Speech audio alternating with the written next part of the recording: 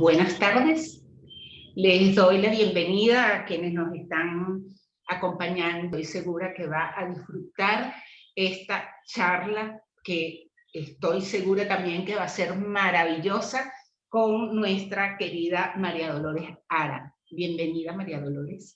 Hola Inés, muchísimas gracias por invitarme al programa y por eso, por invitarme a conversar, que es lo que más me gusta hacer del mundo. Me gusta mucho siempre empezar presentándote como docente, María Dolores, porque pienso que eso es un gran compromiso, un reto en la Venezuela de hoy y que además sé que eres muy comprometida con tu forma de impartir conocimiento.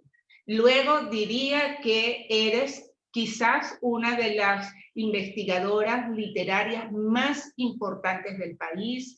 Creo que eso hay que reconocerlo, que tienes toda la vida metida entre los libros, estudiando los grandes autores y los no tan grandes también, porque eso te sirve precisamente para impartir el conocimiento, y también eres escritora y recientemente pues se ha presentado este lindísimo libro, un poemario, Recetas infalibles para sufrir con propiedad, en el cual hay 8 poemas maravillosos en una segunda versión, conformando esta publicación.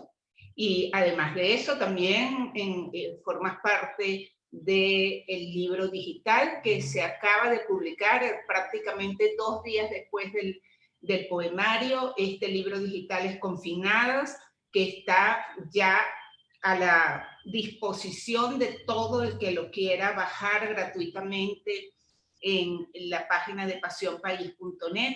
Y allí también, oye, casualmente creo que son 8 relatos de tu autoría que forman parte del libro, ¿no? Entonces, como vemos, hay toda una dinámica que se arma como especie de un rompecabezas. ¿Qué fue primero?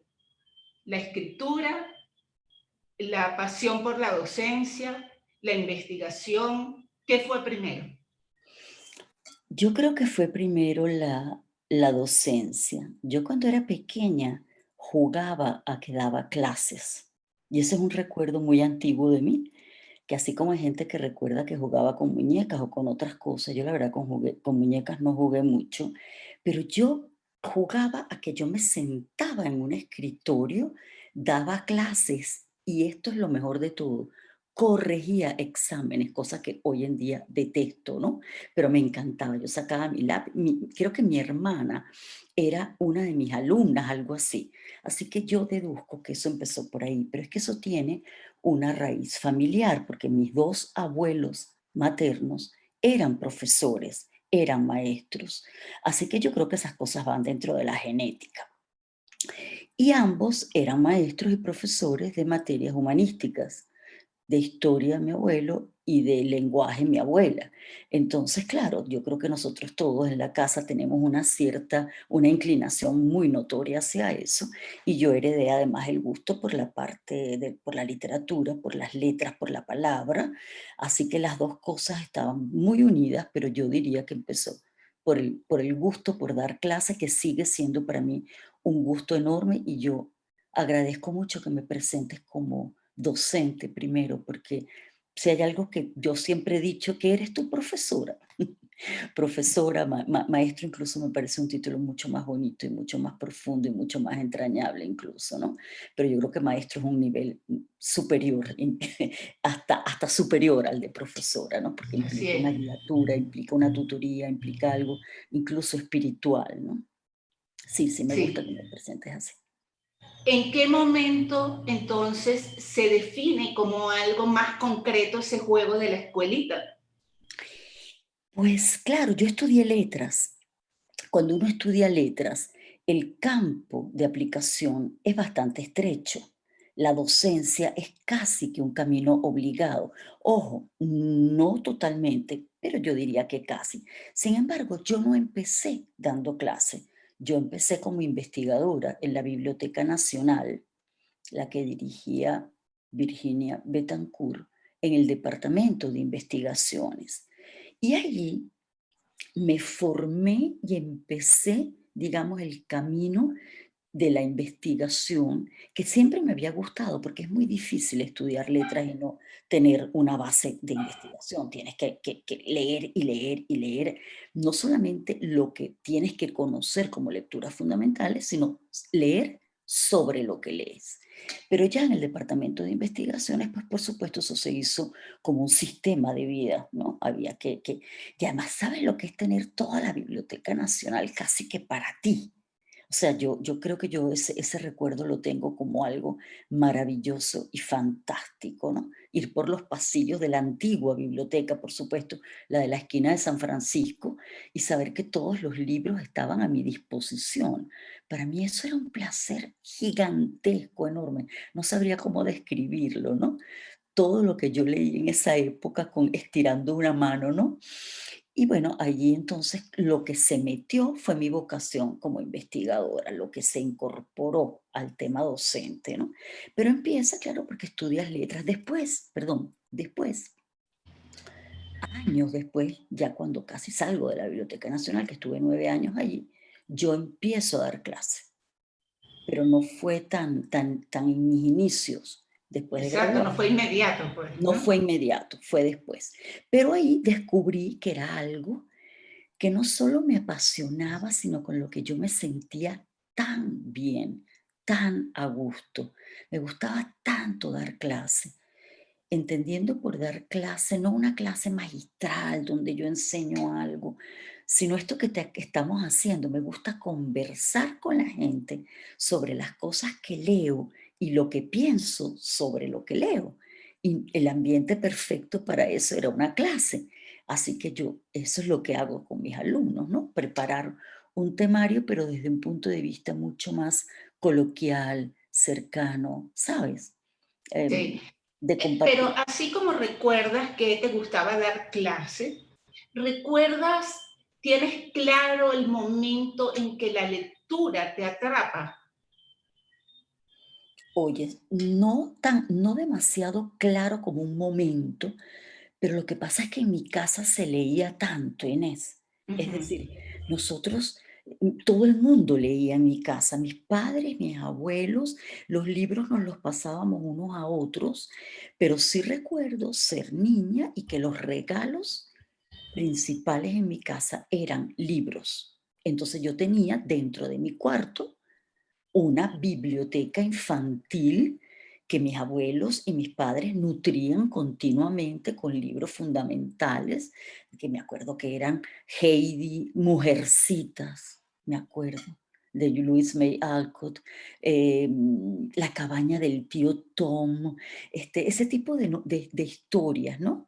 Y luego me regalaron completos los hermanos Grimm y los cuentos de Andersen, en unos libros además bellísimos, ilustrados, porque además también nos enseñaron un poco el gusto por la estética, ¿no? Porque el libro además fuera bello, no solamente bueno.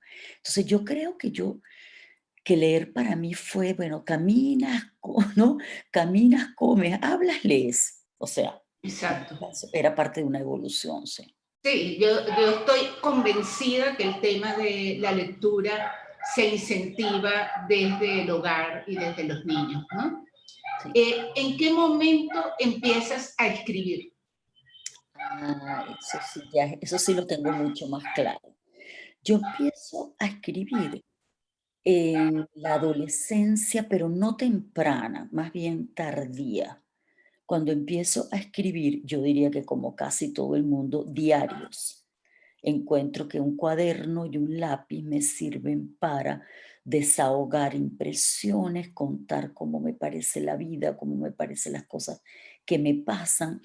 Y siempre escribo no tanto hechos, yo no cuento historias en lo que escribía, sino que hablaba de lo que yo sentía frente a lo que pasaba, ¿sí? Luego, ya te estoy hablando quizá de los 16 años, por ahí, yo empiezo ahí a escribir. Sin embargo, no es algo que yo hacía habitual, o sea, no recuerdo haber seguido haciéndolo cuando estudiaba en la universidad, porque me quedaba poco tiempo. O sea, hay un tiempo de un vacío con la escritura, ¿no?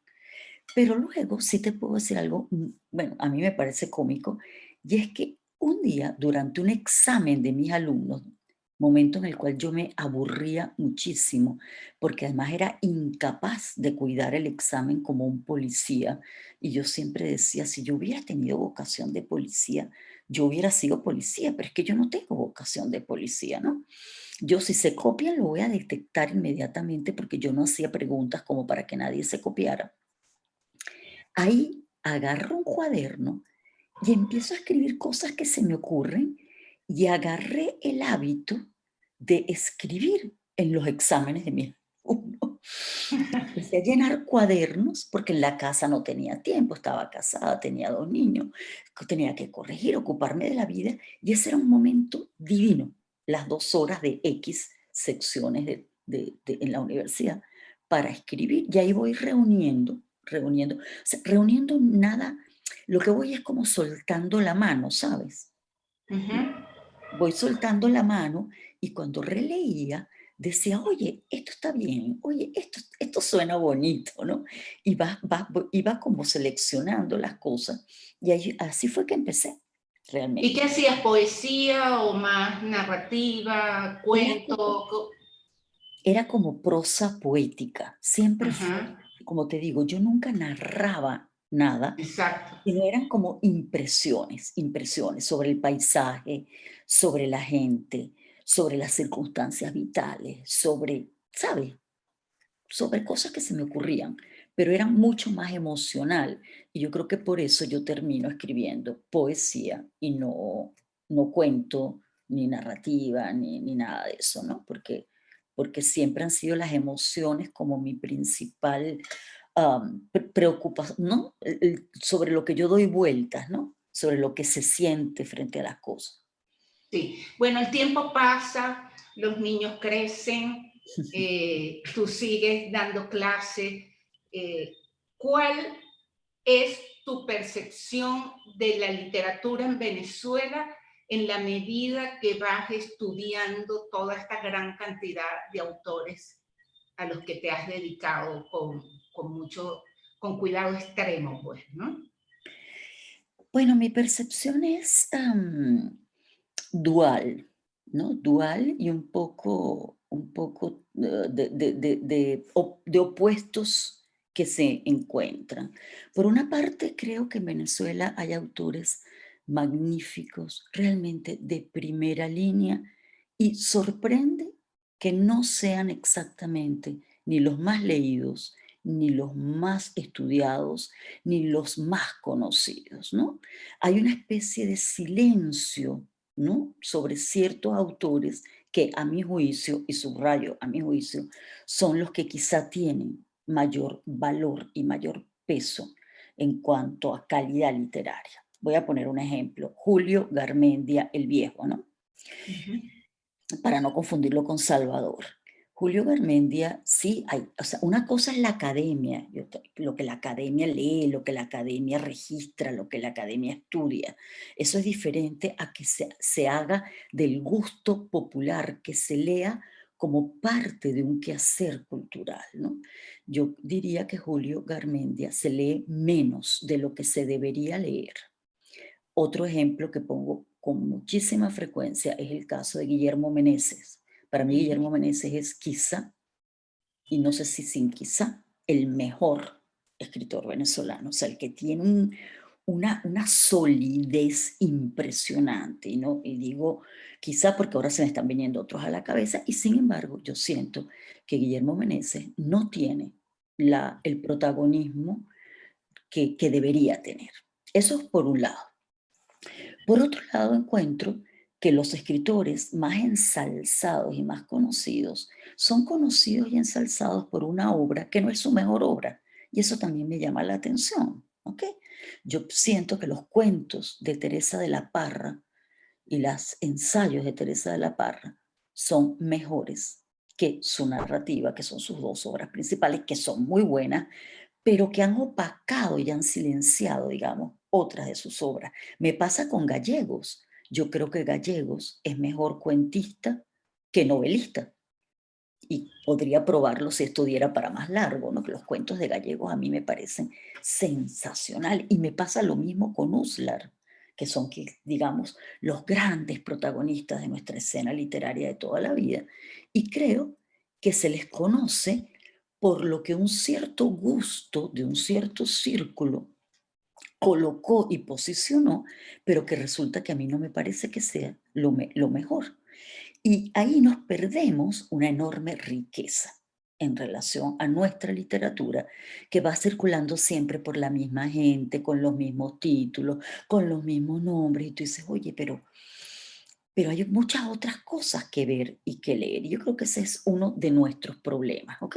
Ujú. Una especie de endogamia en relación a la crítica y al gusto y a lo que se lee y a lo que se comparte, que no nos deja ampliar horizontes, ver otros nombres en los panoramas, darle valor a lo que tiene valor y quitarle valor a lo que no tiene tanto valor, ¿ok?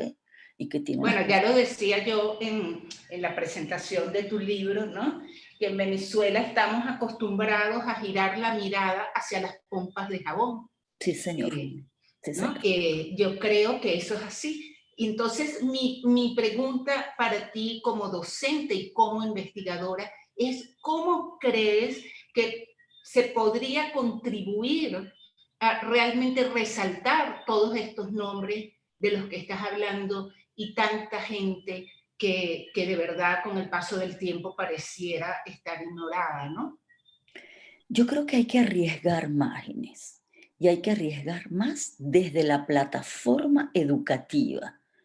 Yo creo que el daño más grande viene desde que nuestros programas de educación media, básica, etcétera, etcétera, es- repiten el mismo esquema de valores desde hace muchísimo tiempo. No sale de allí, ¿no?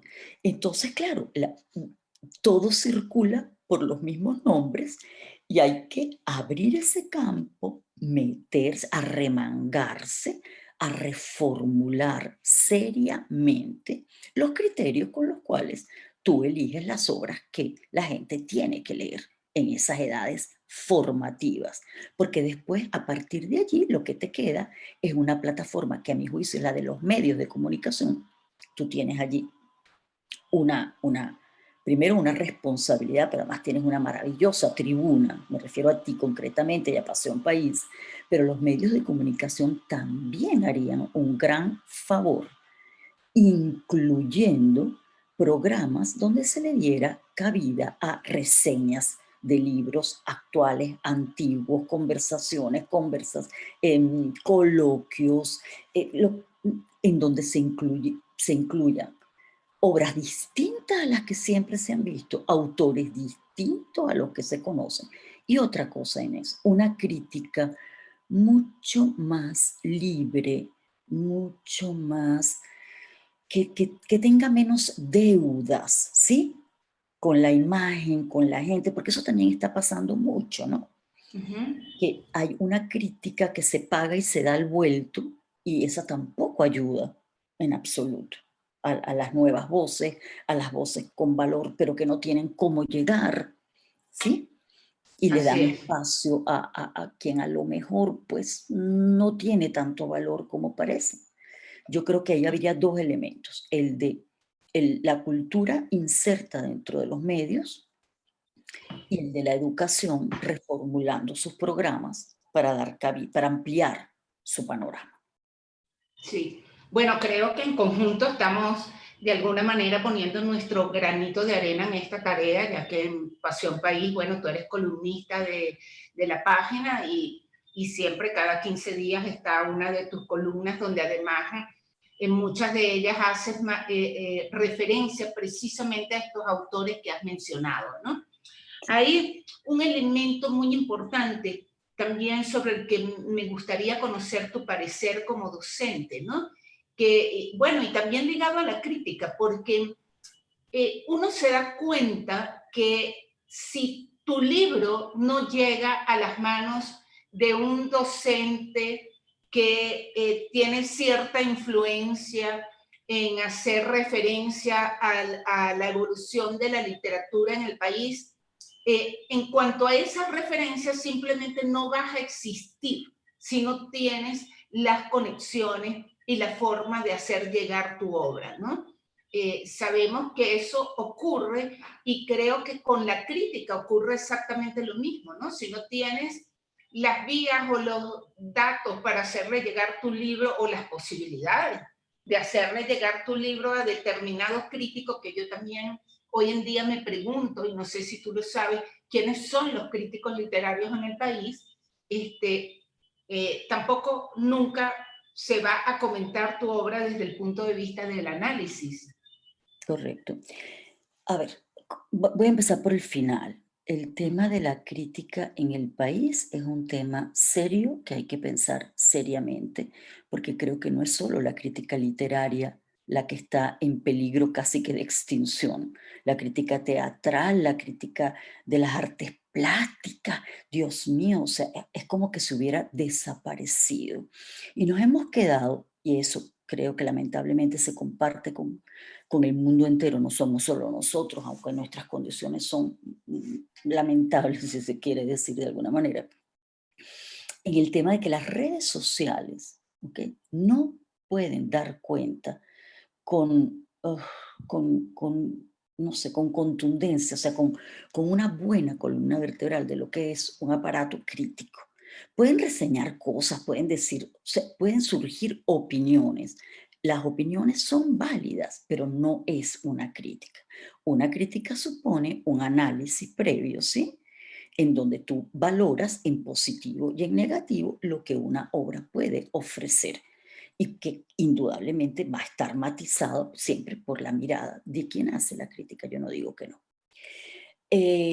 Pero no es no es el soporte, a menos que sea un soporte especializado. Los blogs literarios, pues sí, pudieran ser un espacio para esto. Sin embargo, yo creo que ahora que estoy en Madrid, toda la prensa, absolutamente toda la prensa, yo no sé si española, pero al menos la de la ciudad, dedica un espacio constante y permanente a la reseña de libros. Reseña, es decir, que todo el mundo puede decir, mira, esto ha salido en el mercado, esto está siendo editado, editoriales pequeñas, medianas, grandes, no importa. Es un oficio el que se Exacto. dedica, eso es un oficio.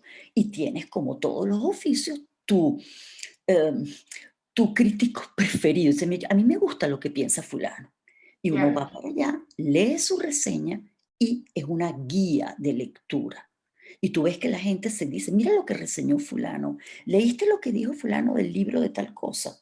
Luego, hay revistas digitales maravillosas dedicadas únicamente a la literatura, que también son un material muy importante para guiarse por ellas. ¿Ok? Senda o o sea, dice, oye, déjame ver qué hay allí, ¿no? Entonces hay un oficio de lo que tú dices, de tender el puente entre el público, ¿sí? Y el escritor, el público y el editor. O sea, el público lee la reseña, va para allá. Hay que decir que los libreros también contribuyen. El ser un librero de oficio significa ser materialmente un guía indispensable. Ese hombre lee lo que le llega, sabe quién es su comprador, recomienda cosas que sabes que la gente tiene. Y aunque eso es verdad que ha ido mermando, todavía existe el librero que sabe de lo que habla y que guía a la gente. Eso en Caracas sí ha desaparecido materialmente, ¿no? Bueno, Tanto en aquí, Madrid. aquí, en la medida que vamos hablando, te das cuenta que ha desaparecido todo. Pues desapareció la crítica, desaparecieron las editoriales grandes e internacionales, Sí. desaparecieron los libreros, ¿no? Esos libreros de oficio que tú ibas y decías, quiero leer sobre tal tema, y te sacaban una cantidad de libros y te los ponían encima, ¿no? ¿Qué Entonces, tienes por ahí, Daisy? justamente, sí, justamente hacia eso iba mi siguiente pregunta. Yo puedo hacer una crítica general, y es decir, que a mí me resulta sorprendente que las nuevas generaciones usen la situación del país y la usen para escribir textos que yo llamaría realistas, naturalistas, de reflejo de la realidad, ¿ok? Y, que y no hagan una transformación de la situación para trabajarla desde la metáfora, desde el simbolismo, ¿sabe? Desde asociaciones lejanas, porque me parece que eso está muy bien para escritores, digamos, de generaciones anteriores, pero yo diría que dada la experimentación en la literatura desde las vanguardias para acá, yo hubiera esperado de las jóvenes generaciones un acercamiento a nuestro problema, por llamarlo de alguna forma, mucho más atrevido, mucho más em, mediatizado por una cantidad de exploraciones, y yo me encuentro con que es una literatura, repito, que es de realista, naturalista, de reflejo, ¿no? De reflejo Ujú. exacto de lo que ocurre, tan exacto que a veces uno se queda como diciendo, bueno, pero esto es casi una noticia de prensa, ¿no? Trasladada a un libro donde no hay ni siquiera un trabajo de lenguaje importante. Yo creo que la Qué literatura. interesante esto que estás planteando. Justamente yo terminé un taller con Carlos Sandoval que Correcto. hace un análisis y dice que precisamente esto mismo que tú estás opinando, ¿no? Que en muchos casos los libros que han salido haciendo referencia a la problemática en el país prácticamente han sido la repetición de las noticias en la prensa y falta la creatividad, el riesgo, la propuesta, ¿no? Sí. Bueno, esos son los grandes retos que tenemos por delante. Y en una sociedad como esta, donde entonces nos damos cuenta el estado, digamos, del ámbito literario, ¿cómo es eso que de pronto dices, bueno, ya tengo que escribir y tengo que salir a el mercado literario con mi obra? ¿Cómo te lo planteas? Pues mira, yo he tardado muchísimo en planteármelo, porque, bueno, metida en la investigación y metida en dar clase, realmente mi trabajo de creación se quedó siempre engavetado. Lo leía yo solita y nunca me sentía satisfecha, ¿no? Siempre consideraba, siempre, o sea, creo que yo soy mucho más crítica conmigo misma que con los demás, cosa que suele pasar. Y nunca durante años es que ni se me pasó por la cabeza que eso iba a salir de las gavetas de mi escritorio. Pero yo creo que hay una voz propia en lo que uno escribe. Propia quiero decir independiente de uno. Algo que inexplicablemente empieza a hablar con uno y a decirle, esto tiene que salir de aquí. Al principio con mucha vergüenza, pensando que no tenía valor lo que hacía y sorprendiéndome cuando la gente leía y decía, oye, pero esto es muy bueno. Y no me refería a la gente que te rodea, que sabes que te quiere y que nunca te va a decir que tus cosas, nunca va a ser una crítica negativa, sino buenos lectores de poesía, poetas incluso, que son mis amigos, poetas conocidos como obra publicada, que decían, esto es muy bueno, y sin embargo, hasta ahí llegué. O sea, circulaba por eso amigos que lo leían, gente muy cercana. Luego las redes sociales, que no todo hay que achacárselo en plan negativo, las redes sociales una, hacen una buena labor. El problema nunca son las redes, es la gente que usa las redes, como acabamos Claro, de ver, por claro. ejemplo, ¿no? Las redes me permitieron asomarme de forma tímida, si se quiere, ¿no? A publicar mis cosas en Instagram, a publicar mis cosas en Twitter, en Facebook, y por ahí uno va como, te vas como asomando, ¿no? Asomando la cabecita poquito a poco, poquito a poco. y te vas como metiendo en un mundo que te parece como enorme, en el cual te vas a sentir muy perdido, y yo creo que sí, que uno se siente un poco perdido, o sea, un poco que no encajas ahí, pero sí, pero eso, el trabajo que uno hace va pidiéndolo el propio trabajo, al menos a mí me ocurrió así. El propio trabajo fue como diciendo: sácame de aquí, arriésgate, sácame de aquí", y así fue.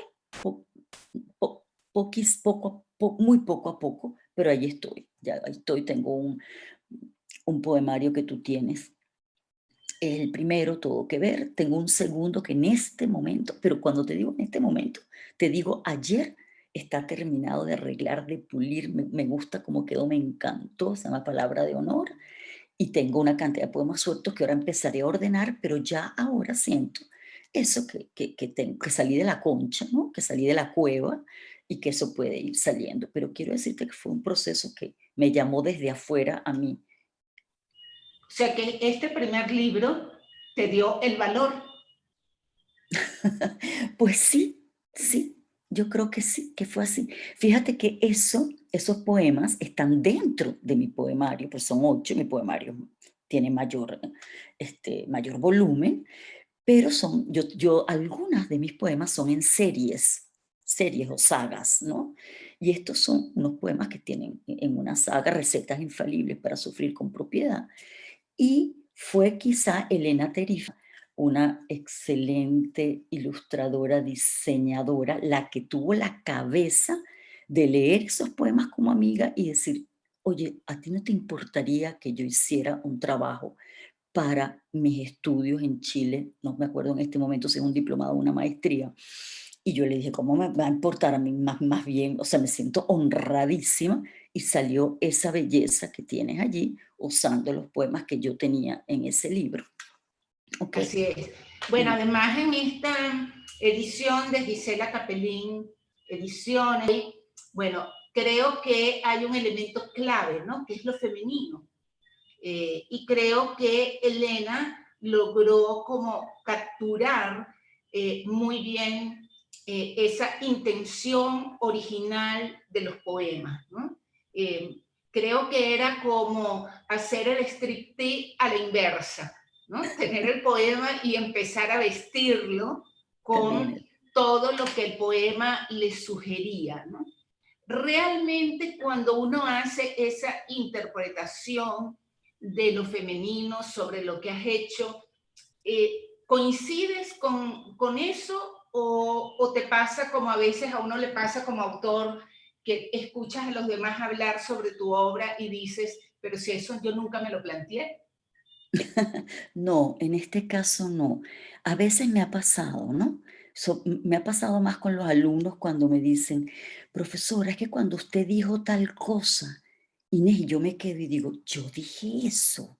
Y es verdad, yo lo dije, pero salió solo. O sea, salió sin que yo, hay un uno que sale de uno y a uno mismo lo sorprende. Pero no es este el caso. En este caso, Elena entendió perfectamente, le ponía, o sea, cuando analizaba los poemas, decía exactamente lo que yo quería decir, o sea, una reunión de ironía con melodrama, kitsch un poco, si se quiere, ¿no? En torno al rol femenino, cuando el rol femenino se hace sufriente, ¿no? Esas mujeres que deciden que su vida tiene que depender de sufrir, ¿no? Que ha sido materia total de la telenovela tan exitosa, ¿no? Latinoamericana. Yo creo que aquí lo femenino tuvo varias patas, porque Elena, por supuesto, supo interpretar perfectamente la palabra, y cuando yo se lo di a Gisela para que Gisela lo viera a ver si le gustaba, yo lo hice porque yo había visto los libros que Gisela editaba y me parecía que eran de una estética tan perfecta, eran tan bellos, eran tan hermosos, que eran quizá para mí uno de los libros más bonitos que había. Me estoy recordando en este momento el poemario de Carmen Verde, ¿no? El Canción Gótica. es primoroso, se puede decir, ¿no? Y claro, este libro merecía una mirada editorial que entendiera también que esto es un producto no solo de una palabra muy trabajada y bien trabajada y poética, sino también una imagen estéticamente impactante, ¿no? Y que valorara eso porque es un conjunto, ¿no? En este caso, el concepto de Elena nos lleva a un conjunto donde una cosa son los poemas, como tú dices, que están en el poemario, y otra cosa es verlos aquí en una versión y además acompañados de las imágenes, ¿no? Allá hay otra, adquieren otra dimensión. Pero sí, Así sí, es. yo siento que la interpretación en este caso fue perfecta. Sí, creo que, bueno, primero que nada coincido contigo en el tema editorial de Gisela, que sí, hay unas publicaciones muy bellas, incluso su mismo libro, no recuerdo, creo que se llama Poemitas, algo así, que es un libro pequeñito, blanco, cuadrado, es una lindura, ¿no? Y efectivamente, este tipo de publicación no puede ir a las manos de cualquier editor, pues, ¿no? Porque esto más que un libro uno lo tiene que considerar como una pieza literaria, que incluso hay gente que colecciona este tipo de publicaciones, ¿no?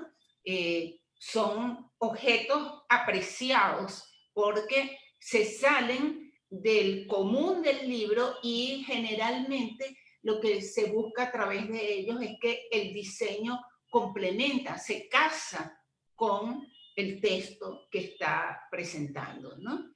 Así es. Después de que estuviste ya el libro en la mano y pudiste leer los poemas, una vez que tú ves publicado el libro, cambia tu percepción de tu posición entre la autora y el investigador o el docente? ¿Cómo se complementa? ¿Hay algo distinto ahora? Sí, yo creo que sí. No, quizá no pueda precisarlo con exactitud porque todo es muy reciente, pero a partir del libro y de que el libro me obliga a revisar lo que escribo, a meterme en esto de contestar preguntas, de hacer presentaciones, me pongo a pulir mi poemario segundo y me doy cuenta de que tengo ya una mirada muchísimo más amistosa, amable con mi propia escritura, ¿no? De que le doy el Ujú. valor que tiene. Entiendo que ahora, en esta etapa, posiblemente la docente y la investigadora pasen a estar por debajo de la escritora, ¿ok? Que ha llegado el momento en que yo escriba más desde el punto de vista de la creación, ¿ok? Y que las clases y la investigación van a seguir estando allí, porque sigo haciéndolo, y además es mi medio de vida, pero que probablemente yo suba el volumen, ¿no? Y le dedique más tiempo a escribir, que siempre fue al revés. Siempre consideré que eso era, o sea, era secundario y me dedicaba mucho más a la investigación y a las clases. Creo que ese es el primer cambio, ¿ok? Que puedo ver de Ujú. momento, sin abandonar para nada lo demás, ¿ok? Solo No, pero re, es, claro, pero es un cambio, o sea, desde el momento en que lo asumes, de esa manera me parece un cambio maravilloso, porque es también como darle el espacio a algo que ha estado siempre dentro de ti y que ujú, buscaba salir sí. tímidamente, ¿no? Para quedarse en las gavetas, como siempre sucede de alguna manera cuando uno está empezando a escribir, que te da pena que te lean, ¿no? Hoy en día tú puedes distinguir qué es un buen poema de un mal poema. Puedo distinguirlo mejor, Inés. Quizá no me atreva a decirte que no, que ya yo de un solo plumazo veo, no, pero puedo distinguirlo mejor. Puedo saber cuando una imagen es única, cuando una imagen es poderosa, cuando tiene fuerza, cuando no la tiene, ¿sí? cuando la palabra no es la adecuada y hay que seguirla buscando, cuando el tema por el que empiezas no es realmente el tema que te late por dentro, pero todavía no lo sabes ubicar. Es decir, creo que tengo mayores herramientas, mejores herramientas para descubrirlo, sí, eso sí. Has mencionado una palabra clave, imagen. La poesía es imagen. Sí, sí, sí, pero imagen con, o sea, no es solamente una imagen, es una imagen que está formada por una sensación, por un sentimiento, por una emoción. O sea, no es solamente aquello del paraguas y ¿no? En la máquina de coser encima de la mesa de disección de los surrealistas. No, no es Ujú. solamente que yo voy a jugar con las palabras y en ese juego de palabras, claro que puede surgir una imagen impactante. Es que el impacto no viene solo de allí, el impacto viene de lo que está montado encima de las palabras. Encima de las palabras hay una emoción que tiene que llegar en la misma dimensión del que la siente. Puede que el otro la reciba en otro momento y signifique otra cosa, pero la dimensión, lo que transmites, está allí. La palabra es un vehículo y tiene que ser el apropiado y el justo para que en la palabra quepa esa emoción que que te está ahogando y que tiene que salir y sale por la palabra, efectivamente. Así es. Bueno, es que de cualquier manera la imagen es poderosísima dependiendo del medio donde esté y siempre va a transmitir. Mira, hablaste de los paraguas sobre la mesa de disección y vi claramente aquella pierna donde se muestra la musculatura y me vino enseguida a la mente la obra de Mark Ernst, el alemán surrealista que empieza a utilizar todo este tipo de paraguas y de ideas, ¿no? Entremezcladas. Entonces, fíjate que en cualquier ámbito creativo la imagen siempre te va a trasladar. Y creo que uno de los elementos claves de la poesía es la posibilidad de hacer conexión con las imágenes propias de cada lector, Correcto. lo que le da una visión muy particular, pues, Eso ¿no? es, eso es, eso es, eso es. Ujú. Aunque salga de mí algo, del poeta, del que escribe, no es de mí, eh, algo que es propio de mi experiencia, eso se tiene y se va a conectar con las infinitas y múltiples experiencias de un lector, que no van a ser las mías o las del que escribe, pero que él va a encontrar allí algo que está buscando y que esa imagen y esa palabra le está diciendo, le está respondiendo, incluso cuando uno ni siquiera sabe que está haciendo preguntas, desde el texto y desde la imagen, eso salta sobre uno y uno lo puede reconocer y dice, esto yo lo estaba buscando y aquí está. Y además creo que, bueno, que uno de los elementos claves en la creación es la honestidad, ¿no? Cierto, En la medida en que eres honesto, tu eso es. obra va a ser más eh,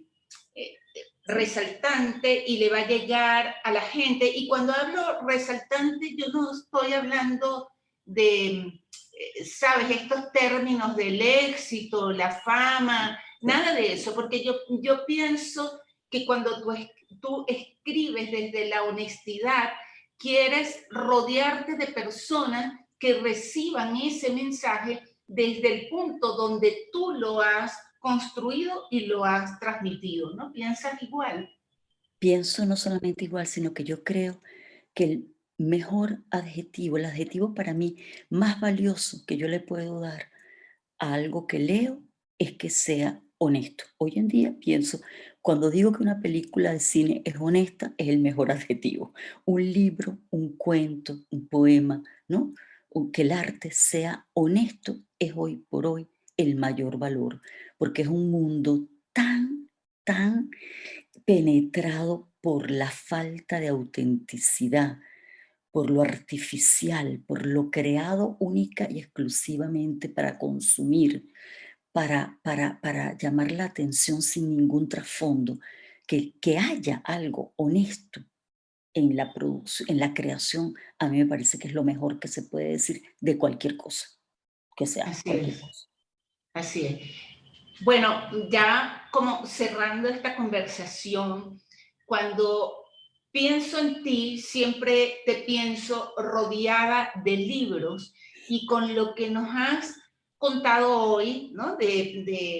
Además tu primera experiencia laboral a través de la Biblioteca Nacional, imagínate, y con el privilegio de haber trabajado con una mujer tan entregada a este tema de la biblioteca como lo ha sido Virginia Betancourt, este, uno no te ve en otros ámbitos de la vida con la misma fuerza y la misma energía con que uno es capaz de imaginarte en medio de los libros, ¿no? Aunque no hace poco leía en algún lugar que el que no lee no ha vivido. ¿No? ¿Cuánto no has vivido por estar metida entre los libros?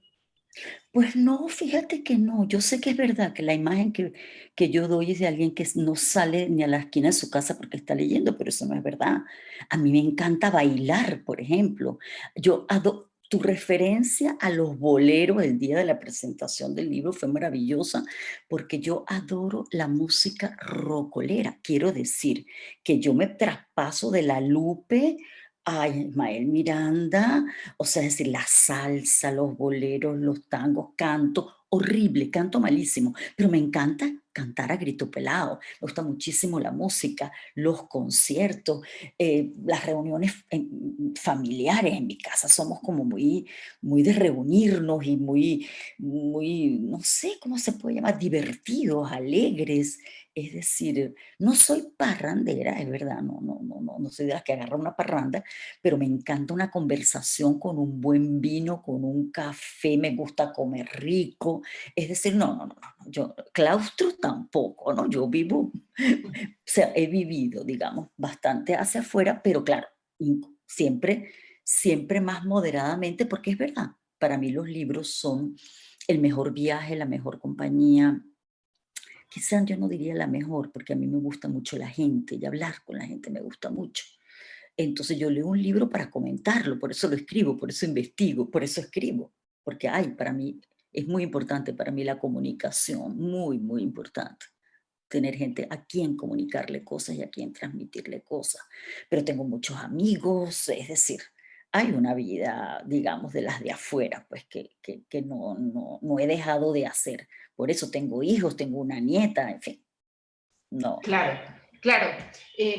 Yo me refería incluso a esa vida que se va como construyendo de igual forma que un proceso creativo, ¿no? Donde surgen ideas, surgen propuestas que se van entretejiendo y al final, bueno, terminan conformando el libro de vida de cada quien.